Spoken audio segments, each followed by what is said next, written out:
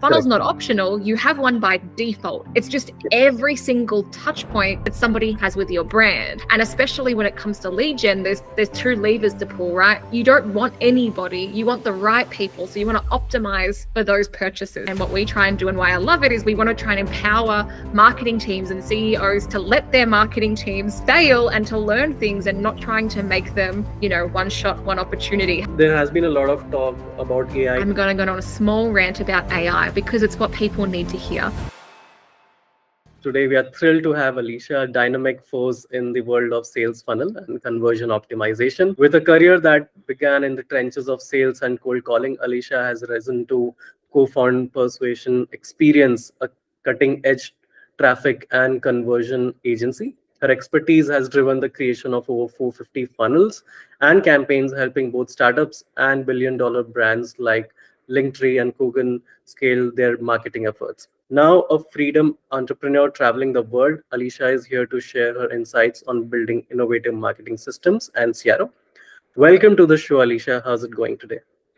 Good. Thank you for such a beautiful introduction. I'm very excited to chat with you.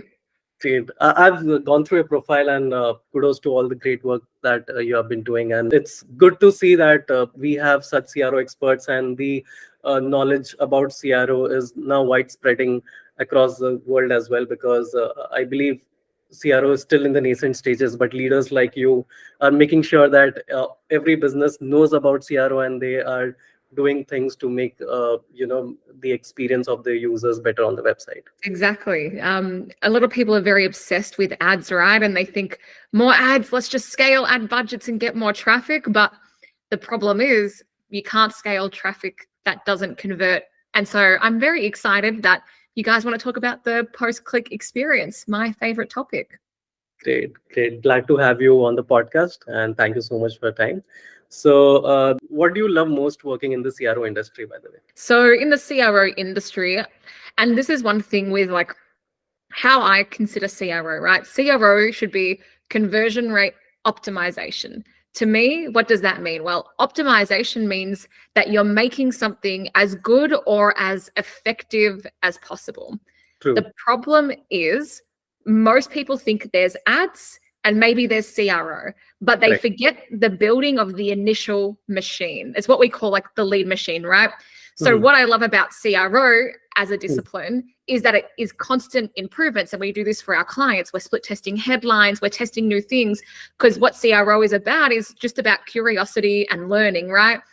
The problem for a lot of people with testing, and you would know this, is they fail to start because they're scared of failures. Exactly. The thing is, failure is feedback, and feedback is knowledge, and knowledge is power. So one of the things with CRO, one of the things with like our education and what we try and do, and why I love it, is we want to try and empower marketing teams and CEOs to let their marketing teams fail and to learn things, and not trying to make them, one shot, one opportunity, having to get it right exactly straight away. Very true. I love the point wherein you said failure is feedback and feedback is power. I totally agree to this, because not every test can be a winner, right? You will have failures as well, but it's important to get those learnings out of those tests or the campaigns that you're running, basically. And those learnings can actually be beneficial for you to run better ideas on the website. And any website can never be perfect. There's always a scope of improvement, right? So it's a continuous process, as you said. So totally agreed with your point. So businesses, use paid marketing, quite often, and they're concerned about converting their leads, traffic into leads. So how can these businesses begin with conversion rate optimization, since you said that the start is always the problem? Yes. So I've worked with probably like 1,000 clients, and most of them, if they're sophisticated and they're doing ads, what they start to find is they get stuck and they can't scale past a certain point, right? And you probably see this as well. And so maybe then they move to CRO and they're like, okay, we're going to start testing things. Right. But I kind of call it, that's like you're Frankensteining something, because what they failed to do was put in the research and the strategy and the execution to build their initial machine. So before we go full nerd on everybody and start talking about CRO, I just want to make that differentiation. And that's what we do for our clients. That's what every single person needs to do, is you need to build the foundations to scale. It's like what would be the point of buying like a shitty Honda and then trying to deck it out with optimizations that are meant for a Ferrari? You want to bring in, I don't know cars, so hopefully this analogy is landing with someone, but hopefully what you want to do is bring in a proper Ferrari before you start doing mods. But people aren't doing that, right? They've got like an old beat up car and they're trying to do mods to it. So what you actually need to do is consider, where are you sending your traffic to and what does that system need to look like? Because you don't need ads and you don't need a landing page. What you need is a system. And then you can start split testing amongst that system. And CRO is not just reserved for ads, or CRO is not just reserved for the project. It should be part of a holistic campaign strategy of consistent iteration and testing. So before you do any CRO, what you need to do is make sure that you have your right Ferrari to be making these mods and improvements on. Exactly. Fair enough. Makes sense. I believe analysis and the pre-research has to be given a lot of focus in CRO to make sure that, first of all, as you said, it has to be aligned with the strategy, with the business goals of the organization.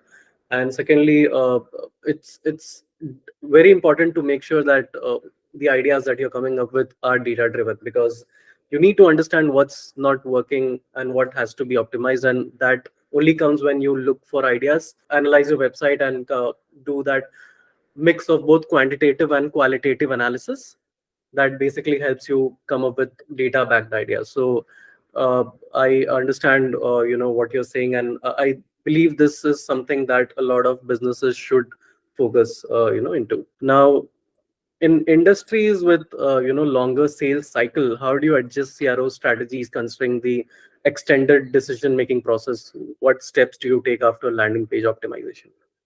Yes. So and this is who we work with, we usually work with B2B, high ticket B2C, higher ticket purchase, higher consideration, right?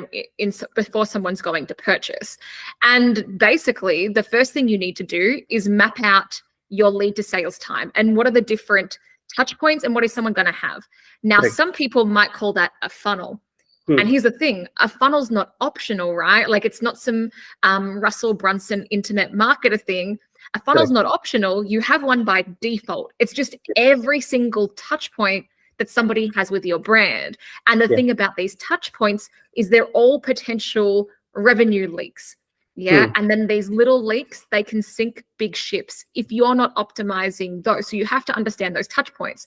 So if you want to be dealing with these like longer lead to sales times, you need to understand the psychology behind the buyer. Then you need to map out that lead to sales time. You need to understand where they're going to be in their stages of awareness, and then make sure that at each of those points, you have different offers, which are your different micro yeses. And then you want to be testing these things. So once you have this mapped out and you understand all of these different touch points and you build your initial Ferrari, your funnel, now what we can start to do is test those things. Now, what are some of those levers you could test? Well, there's your initial landing page. That's where you send traffic to. We can optimize that. How can we optimize that? Better offer, better copy, more social proof. There's a lot of, I won't list them all out. I'll start talking for 3 hours, but that's one thing. Then there is other things like the form. How do we capture that information? Blah, blah, blah. And then there's emails and all these other assets. But the main thing I want everybody to remember is, what are you optimizing for, right? Because optimization has an end goal. And so I've been guilty of this in my early days of CRO, but you have a North Star metric, and that North Star metric is not more leads. And this is where people get it really wrong in lead generation. You don't want more leads, you want more buyers. So even if you are getting a lower conversion rate on your landing page, or you're paying more per lead, who cares if it's turning into more buyers? And that's what you need to make sure you're doing in any good CRO plan, is making sure that you are testing and measuring against that North Star metric, which is typically money in the bank, right? Not actually a lead. Very true. In fact, a lot of SaaS businesses that we have been working with, they always tell that their main focus or the macro goal is leads. But ideally, these have to be qualified leads, right? And should convert into buyers, rather than just improving your conversions on lead will not eventually get you there. Rather, you need those qualified leads, which actually leads to, final conversions. Exactly. And secondly, I also like the point where you said that we need to understand the funnel, understand each step of the funnel, because even in clients, I've seen cases wherein clients who want to improve their number of orders, they will start making changes to their cart page, which doesn't really make sense. It's always a trickling effect. If you're making changes to the homepage, you improve the experience on the homepage and you see its impact on the listings page or the collections page. Similarly, if you're trying to improve users who are landing on the cart page, you first need to make sure that your product page is ideally at its best, so that the experience on the product page is great, and then users then move to the cart page. So Exactly. as you rightly said, the entire funnel has to be understood well, and then each part of that funnel has to be worked upon. Exactly. How we think of it is like even like when I've done webinar funnels, right? And somebody be like, okay, I want to get my opt-in page rate to 50%. I'm like, no, you don't. Because the whole point of bringing people in is to sell them something down the line. So it's very easy to get high conversion rates, right? But that's not what you always want. And especially when it comes to lead gen, there's two levers to pull, right? Quantity and quality. And that's the same for SaaS. It's the same for everyone. You don't want anybody. You want the right people. So you want to optimize for those purchases. So yeah, this is a good point. So the lead machine workshop system of persuasion experience is much talked about. So could you tell us more about this? Because I believe this is something that is new to CRO as well, and this is something that you have been working on personally. So if you can give us some more insights on it. Yes. So basically, now in my career, I've been in marketing for about 10 years. I started out in a company called King Kong, and I built out their sales funnel and conversion team from scratch, right? Doing everything post-click, all of the emails, all the CRO. But after that, I went to Founder. They do 7- and 8-figure course launches. So I'm launching these courses and I'm doing all the CRO. Right. But what I found was every time I'm trying to improve results, there was always one big lever. One big lever that would really change a business, and it was the offer. So you could have the fuggliest pages, you could have the most average copy with the strongest offer. It would always outcompete a beautifully branded page. Usually beautiful design distracts people anyway, with the best copy in the world. The number one thing that will change your business is the offer and how you position that in the minds of the person reading or who your target market is. So basically, because I've made like 1,000 of them, we distilled it all down into this workshop. And part of our mission is to help businesses who are awesome, but don't know the marketing and sales. And so now we've had like 1,000 people go through that workshop and we get really awesome feedback. At the time of recording, I think we charge like $17 for it. And it's 3 hours, step by step, how to make an offer, because CRO is pretty useless if you don't have a core offer that you're even offering somebody. What good is a button color test if you don't even have an offer to convert your traffic yet? Very true. Okay, so this is basically a workshop focused on offers and how you can basically leverage your offers to improve conversions on the website. That's the whole focus. Exactly. Okay. Because I believe this is still something that is not really talked, a topic that has been talked about in CRO. Because as you said, it's always the discussion has been more around changing the headlines, changing the colors, changing the copy, changing images. But how to position your offer is definitely something that even I have never got a chance to discuss in detail with CRO experts out there. So I believe this is something that is going to add a lot of value to businesses. And hopefully a lot of people who are going to listen to this podcast or are in the CRO field get to know about this workshop that you have, and subscribe to it and make sure that they are using their offers to the fullest. Yeah. Thank you. I agree. Bit biased, but I agree. How does the visitor behavior differ between a paid camping and paid camping landing page and a website landing page? What methods do you use to research these behaviors? So I would say, and whenever I answer a question, I want to teach people how to think about it and then how to do it, right? Like, it's more important that you learn how to think about it. So no matter when something changes in the digital landscape, which it does every day, you can have the mental models to think about this. So here's how to think about this. Your website is very different to your landing page or your funnel. Your website is more like an informational brochure. It's important, and then a bunch of people are going to go and check it out, right?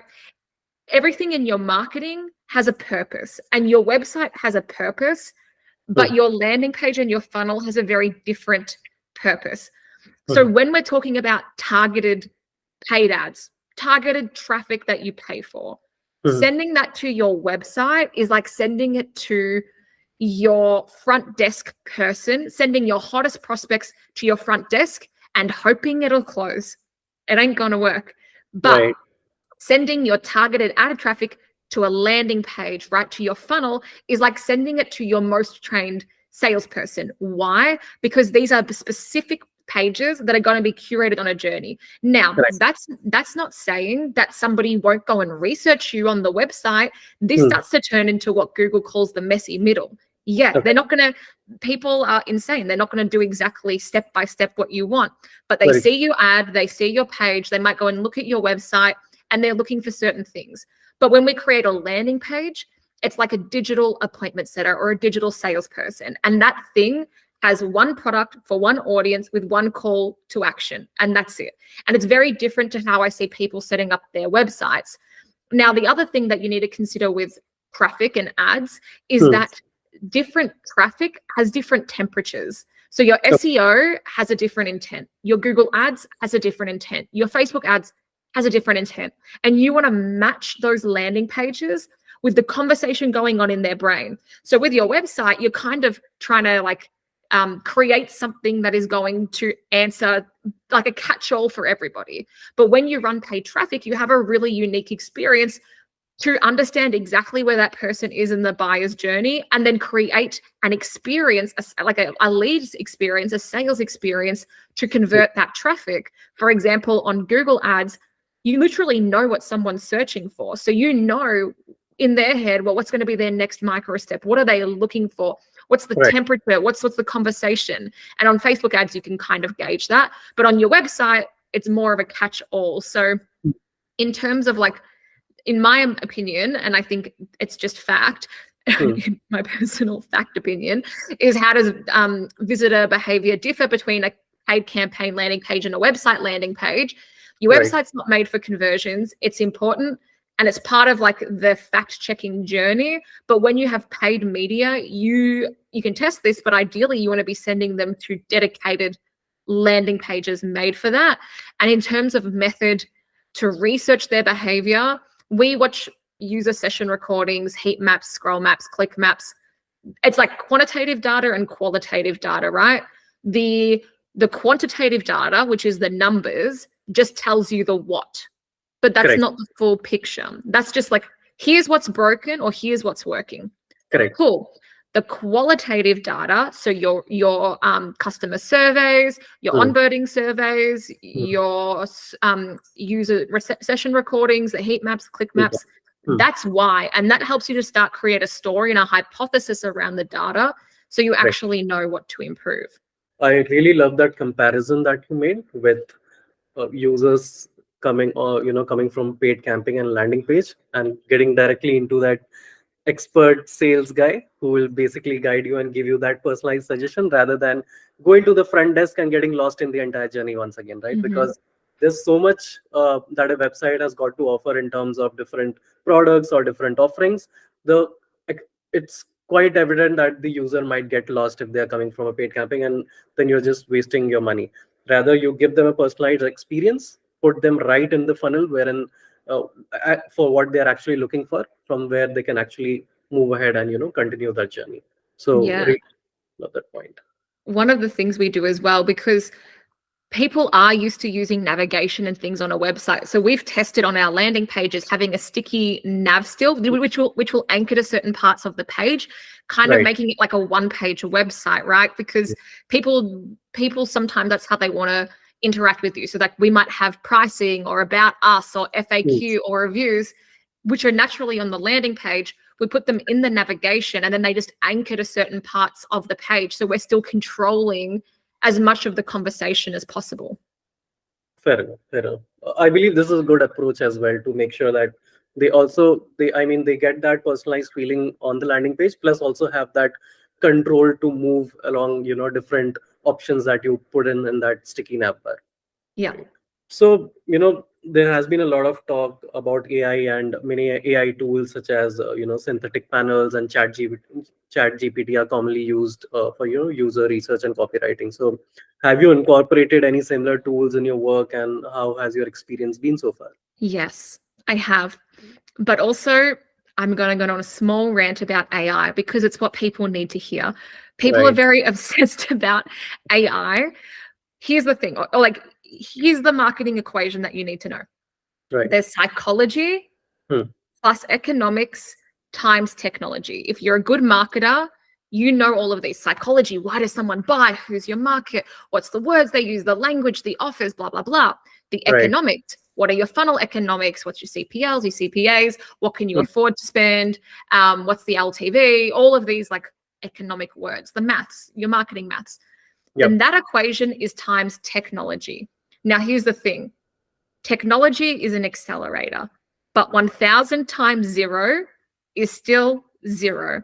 So if you do not have the base of that equation, if you don't understand your customers, if you don't have the right economic setup for your marketing and your business, AI is rocket fuel, not a Correct. life raft. You're just pouring rocket fuel onto a dumpster fire, right? Your business is a dumpster fire and you're pouring rocket fuel onto it. Correct. Rant over. Now I will tell you how we use AI Hmm. in our business. The main thing is we don't outsource our thinking to AI. It's Hmm. not there yet. And that's a Hmm. good thing because we're all going to become very redundant if AI starts thinking for us. Hmm. So what I see a lot of people doing wrong with AI is that they're trying to outsource the strategy. You can't. This is my opinion.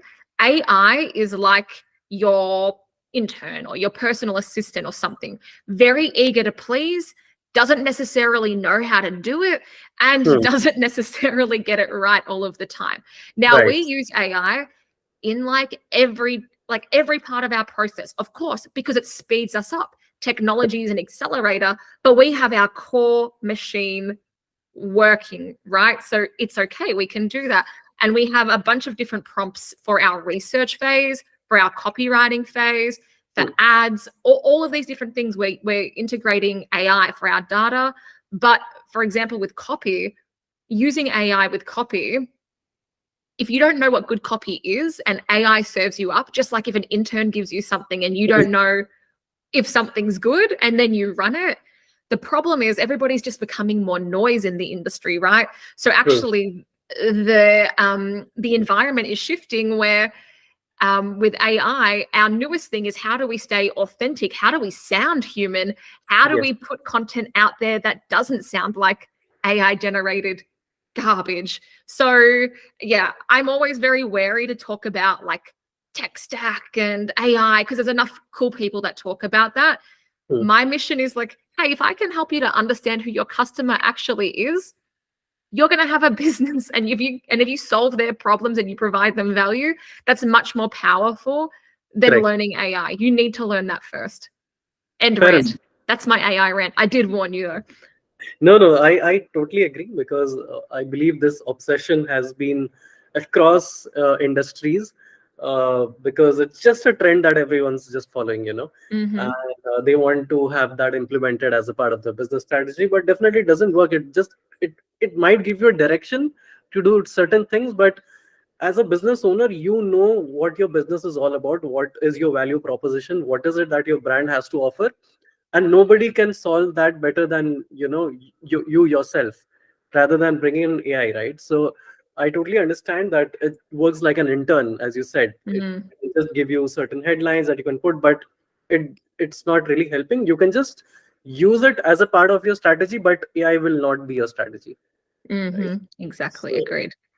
and since you have been running a lot of tests for these clients that you have been working with, what what are these kind of tests that are run on most of the landing page optimizations, and is it like multivariate testing, A/B testing, split testing, or split URL testing, or is there any scope of doing server-side testing as well rather than client-side?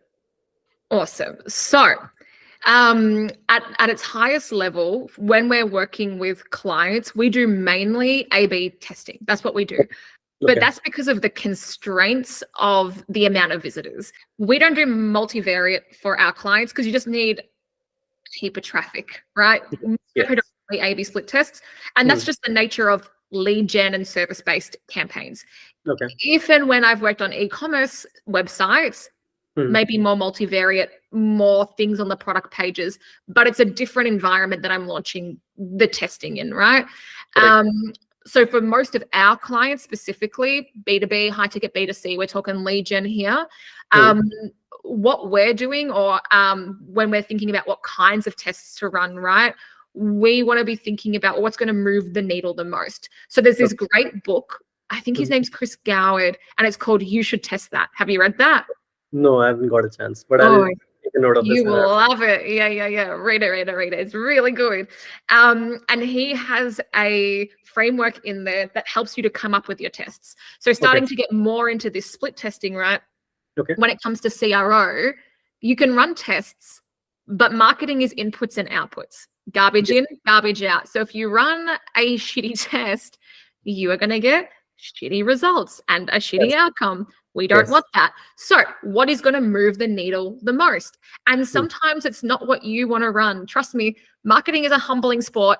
Most of my tests don't work, but I always learn something from them. And so it's like 9 out of 10, I don't know, it's probably not 9 out of 10, but 9 out of 10 don't move the needle. But that one that does, because you've learned all of these other things, holy moly, that like changes the game, right? And that's what we're looking for.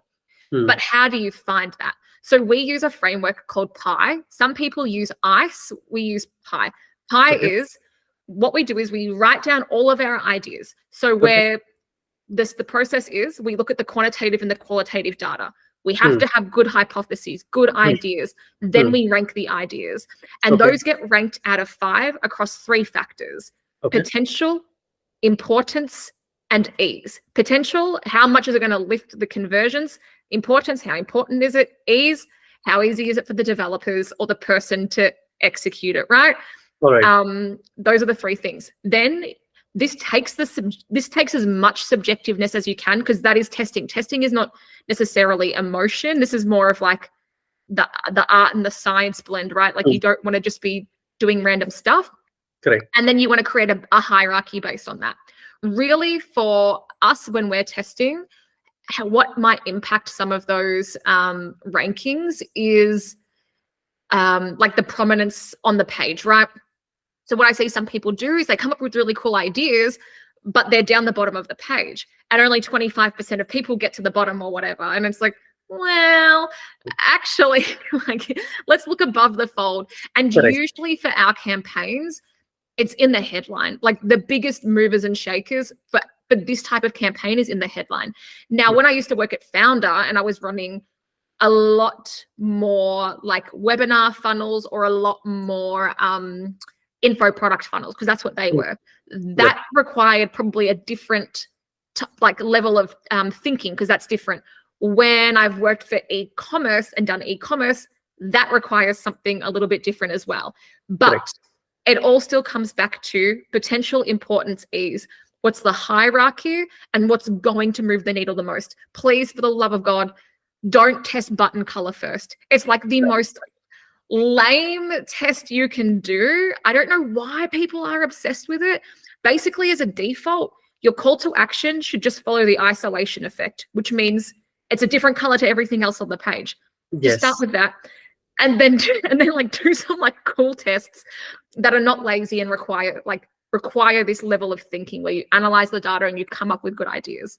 Fair enough. I believe even I am stuck with that stage wherein the first test always has to be a color test on the CTA, and sometimes it doesn't even go with the branding guidelines as well. I'm like, why do you have to do that? Why do you have to just keep a prominent neon green color CTA which just shines over my eye? You don't have to do that just to increase the CTR, right?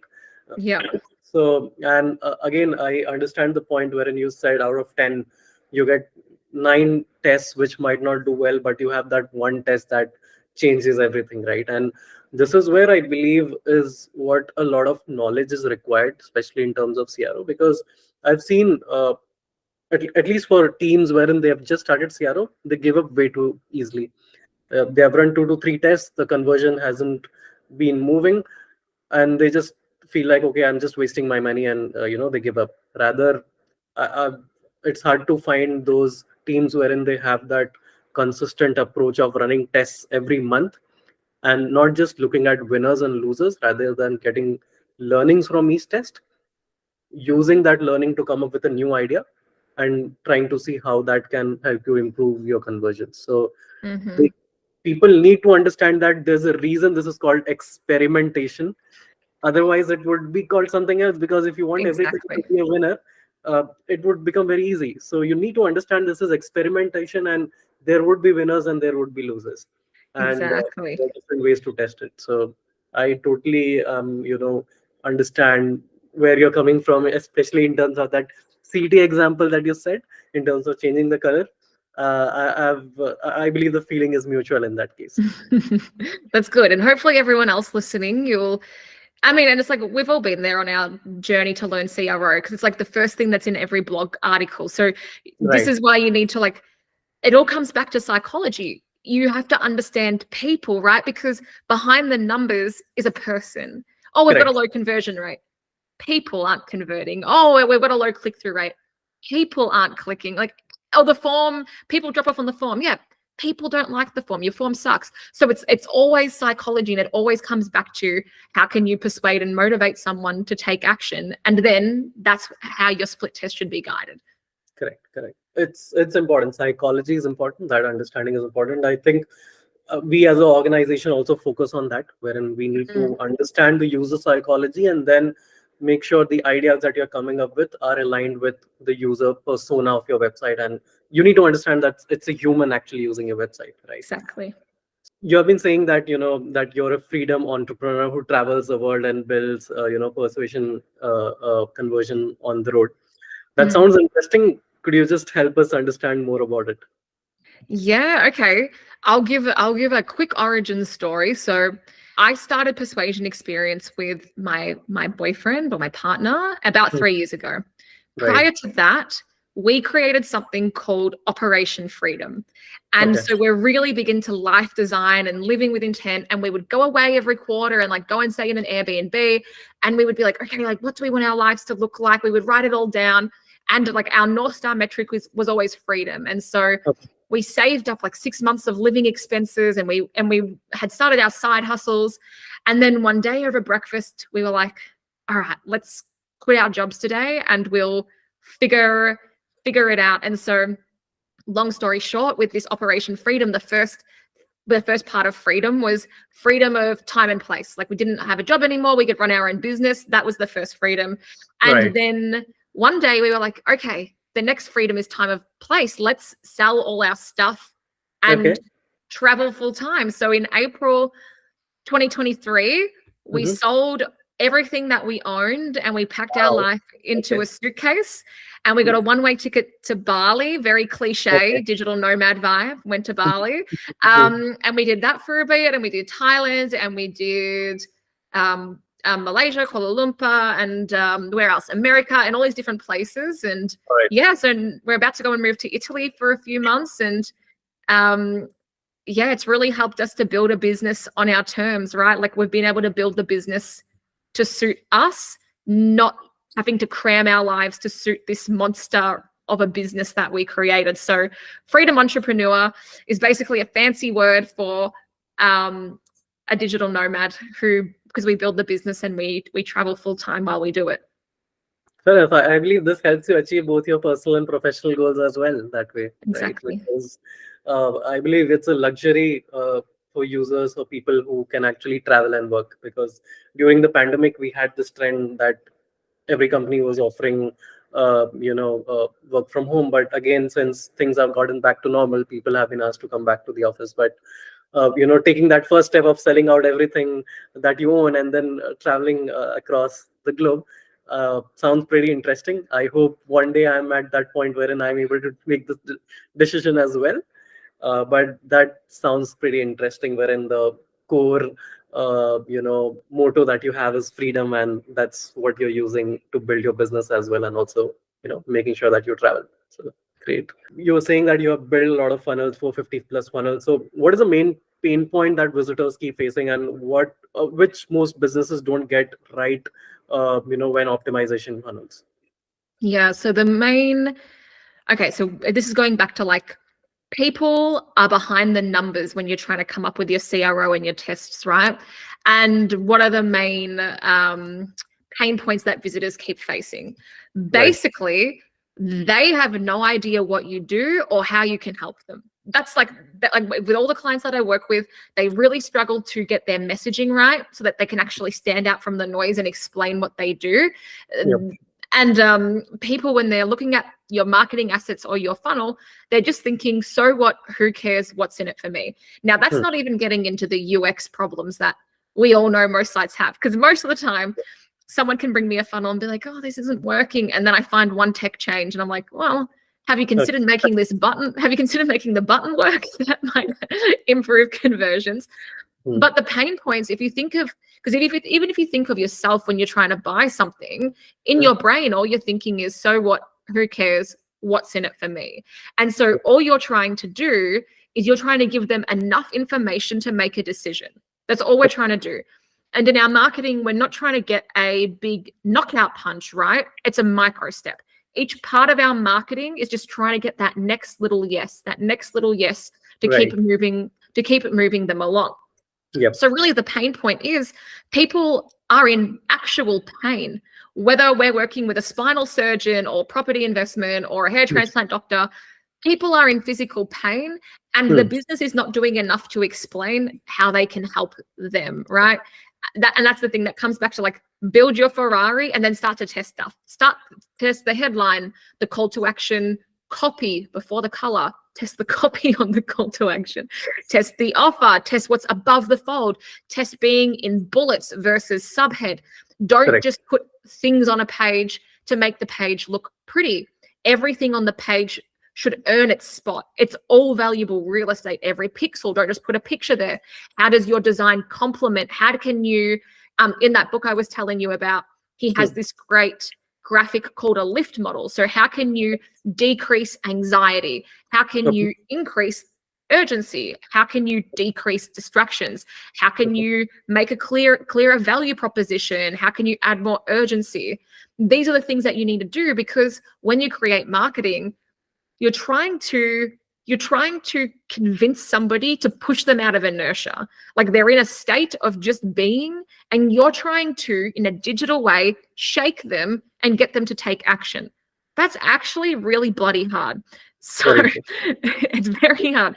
So when people aren't optimizing funnels, it just goes back to that psychology and really understanding, even if you just Google that lift model, understanding that lift model and making sure that it's got no distractions, it's not inducing anxiety, it's got high relevance, it's got high clarity, it's got high urgency, and the value proposition is clear. If you can do that on your pages, then people are going to go, oh yeah, I understand what you do for me, and then they can buy from you. That's how it works. Fair enough.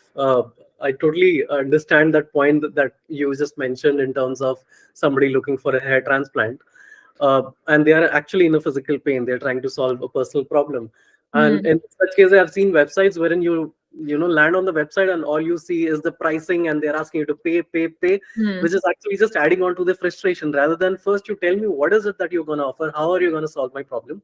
And that is when I end up trusting more on the solutions that you're offering, and then go ahead and purchase, rather than you're actually shaking me to make sure that I just book an appointment and do an instant payment or do a token payment or something of that sort.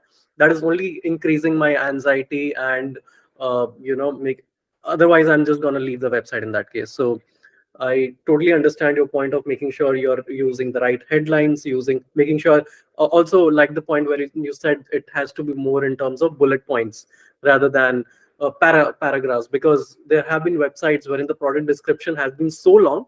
In fact, I know that that product description is important to me because that's a skincare product. But again, I'm just too lazy and laid Yeah, back in terms of reading that entire description that has been given, rather than put it in terms of an infographics or put it in terms of bullets.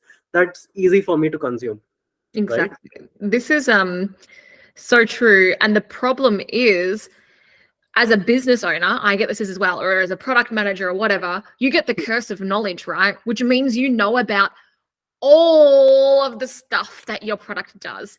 So Yes. your target market doesn't usually care. And so Correct. even those bullets, when you're constructing those bullets, number one, you want it to be in their words. How do you find Hmm. out their words? Survey them, research them on Reddit, whatever it is, talk to them and find out their language. And Yep. then when you make those bullets, you want it to be the feature and the benefit, like we all know, right? Marketing 101. But what people leave out is the contextualized benefit. So Hmm. how is this, like, how does this practically help me? So as an example, let's talk about like a weight loss drink, right? Because we can all kind of relate to that. So the weight Right. loss drink has like aloe vera in it, and Hmm. that's the feature. It has aloe vera. The benefit of aloe vera is that it sinks into your cells and Hmm. then you have really soft skin. The Hmm. contextualized benefit is your boyfriend's going to think, oh my gosh, your skin's so beautiful and lovely and want to hug you and kiss you more or whatever. That's the Right. contextualized benefit. So that's the difference. Wherever you can, in most cases, you want to see how you can make your copy more concise into bullets. Like, Right. there's no such thing as copy that's too long, just too boring. So is it too boring? And usually it is, right? That's what you're saying. Right. These long paragraphs, from even a UX point of view, the brain switches off. Your lines of text should only be 11 words long because that's the optimal length for somebody to read. Anyway, you triggered me. I agree. I hate long product descriptions. Put a video there. Make it easy. Put some pictures, some icons. Exactly. I hope for people who are actually optimizing their product pages and are working on content, they are listening to this part specifically so that they are using those bullet points in the right manner. Yeah. Mm. What is the maturity level like in B2B and big ticket B2C companies in Australia regarding conversion optimization, and how do you deal with clients who are focused on fast results?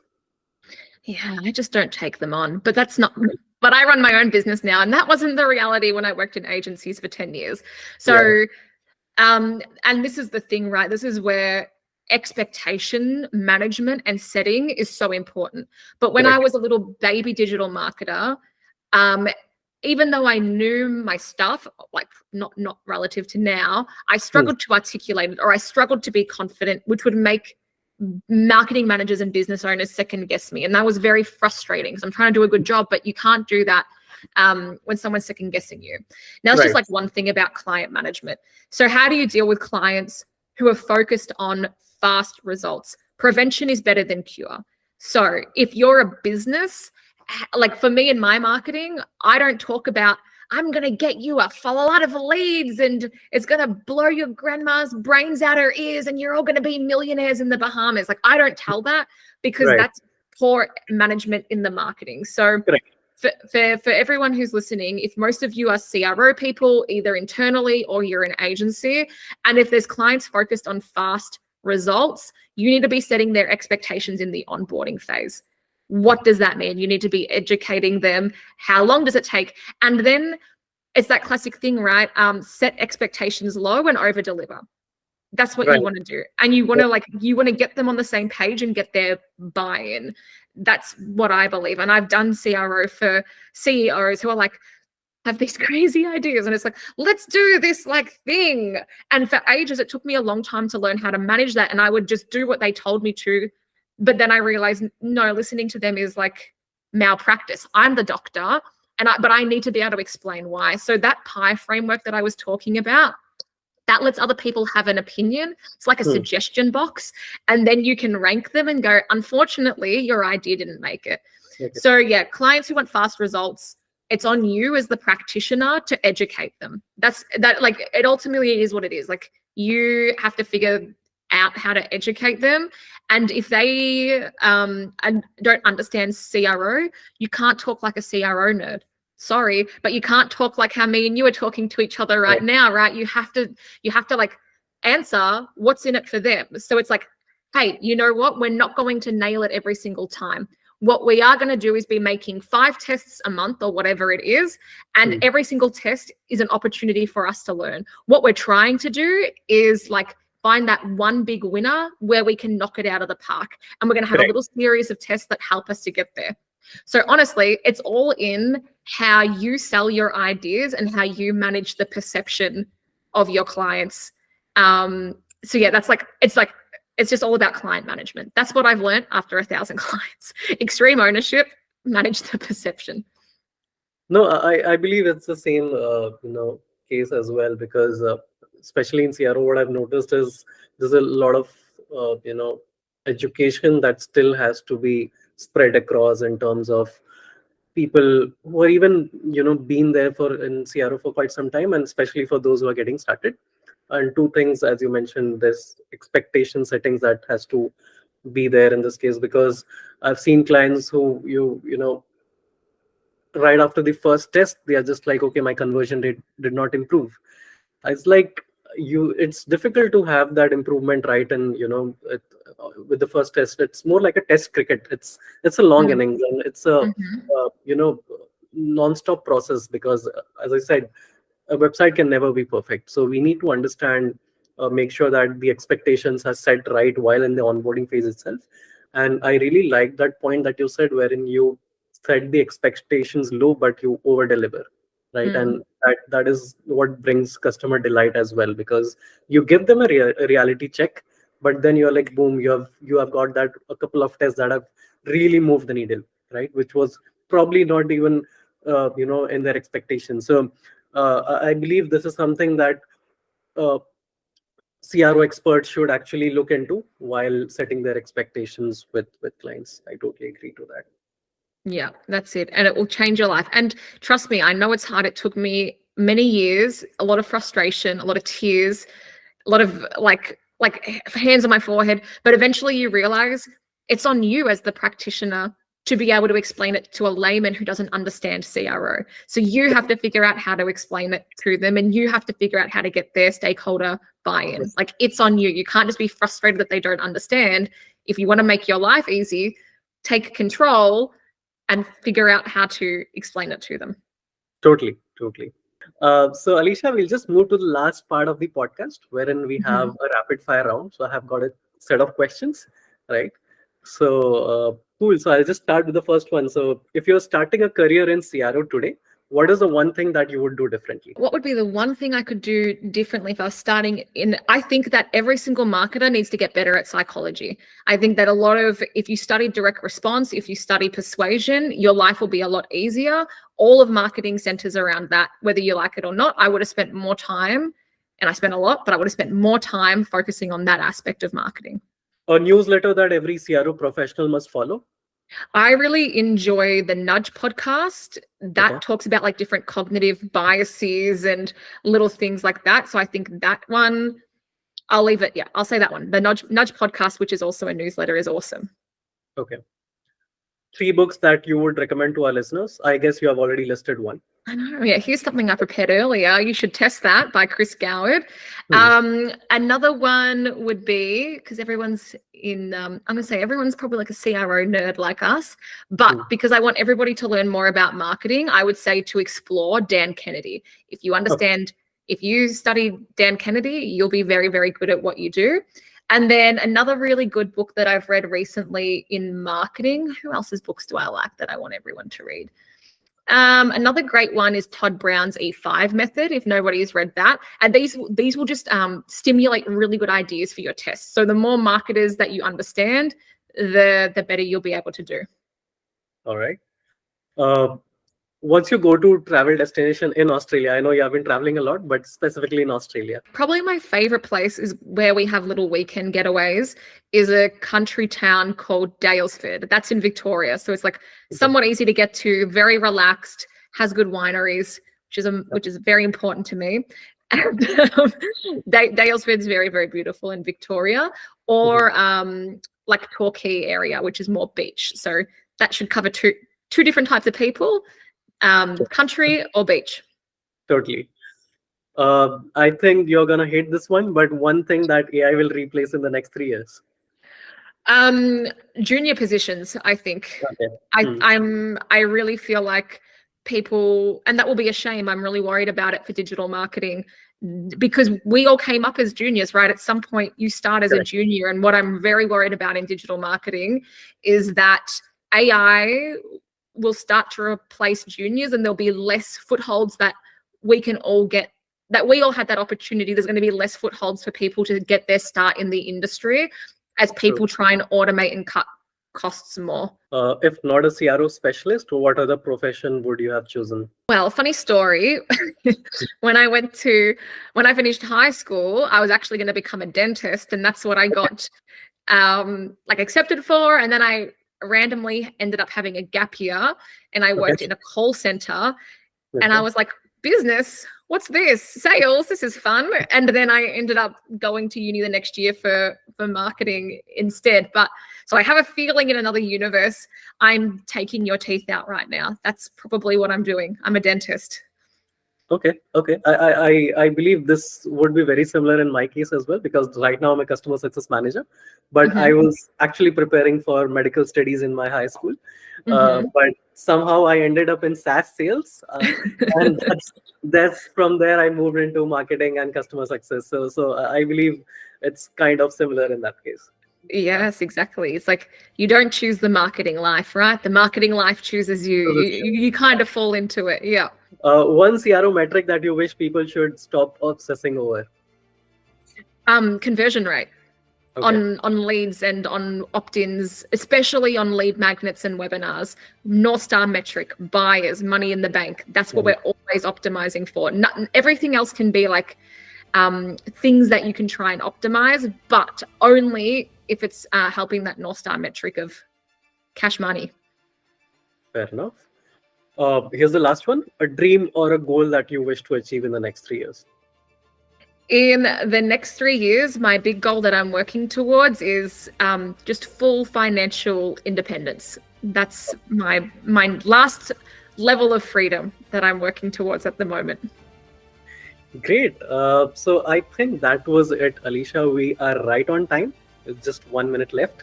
So perfect. Great.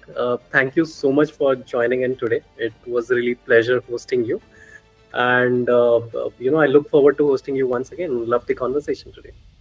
Awesome. Thank you for having me.